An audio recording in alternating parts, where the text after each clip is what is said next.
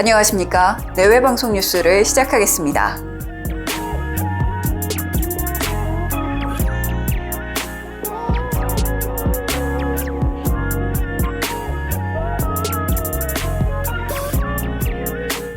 (4.7) 재보궐선거를 이틀 앞두고 박영선, 오세훈 후보가 선거 전 마지막 TV토론에 나섰습니다.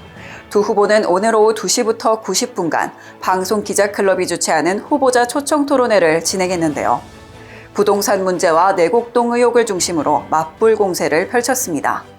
이번 토론은 TV로 진행되는 세 번째 격돌이자 선거 전 마지막 토론이기도 한데요. 선거를 이틀 앞두고 진행되는 만큼 표심에 큰 영향을 미칠 것으로 보입니다. 오늘부터 기본방역수칙이 의무화됩니다. 이에 따라 앞으로 매장 이용 시 출입명부를 정확하게 기재하지 않으면 과태료가 부과되는데요. 식당이나 카페 등에서 출입명부에 대표자 한 명만 기재하거나 부정확하게 이름을 기재할 경우 위법이 됩니다. 위반 업주에겐 300만 원, 이용자는 10만 원 이하의 과태료가 부과되는데요. 이와 함께 지정장소의 음식 섭취 금지와 유증상자 출입 제한, 방역관리자 지정 등도 방역수칙으로 추가되었습니다. 강화된 수칙은 거리두기 단계가 완화돼도 그대로 적용될 예정입니다. 서울 노원구 아파트에서 세모녀를 살해한 혐의를 받는 A씨의 신상공개가 오늘 결정됩니다. 서울경찰청은 이날 오후 3시부터 A씨에 대한 신상공개 심의위원회를 열었는데요. 신상공개 촉구 여론이 높아지자 이름과 얼굴 등의 공개를 결정하는 심의를 진행하는 겁니다. 현재 A씨의 신상공개를 요청하는 청와대 국민청원에는 25만 명 이상이 동의한 상황입니다.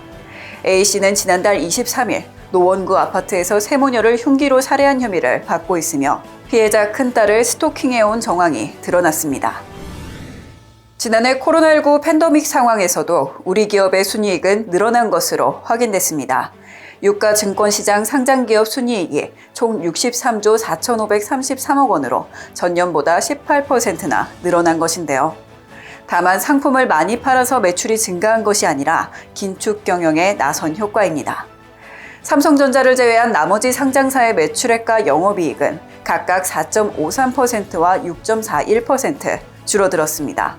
반면 순이익은 15.89% 늘어 불황령 흑자를 기록한 것입니다. 이에 따라 업종 간 양극화도 뚜렷해졌는데요. 음식료품과 의료정밀, 의약품 등 7개 업종은 순이익이 늘어났지만 그 외 운수와 화학, 금속 등 12개 업종은 매출이 크게 감소했습니다. 미국의 한인 고교생들이 해외 최초로 한복의 날 제정을 이끌어냈습니다. 뉴저지주는 오늘 6일, 매년 10월 21일을 한복의 날로 선포키로 했는데요. 제정에 미국 동부아시아계 청소년협의회 한인 고교생들이 주도적인 역할을 한 것입니다. 이들은 김치와 한복을 중국 문화라고 주장하는 문화 공정에 대항하기 위해 미국 정치권과 지역 정치인들에게 청원 서한을 보냈는데요. 처음으로 뉴저지주 시장이 학생들의 요청을 수락한 것입니다. 이에 따라 외국에서는 처음으로 한복의 날이 제정되었습니다. 학생들은 해외 한복의 날 지정이 후세에 중국의 문화 공정을 반박하는 근거로 사용될 수 있을 것이라고 활동 취지를 설명했습니다. 외교란 다른 나라와 정치적, 경제적, 그리고 문화적 관계를 맺는 일을 의미하는데요. 때로는 국가보다 국민들의 외교 능력이 더 뛰어나다는 생각이 듭니다. 지금까지 시청해주신 여러분 고맙습니다. 뉴스 마치겠습니다.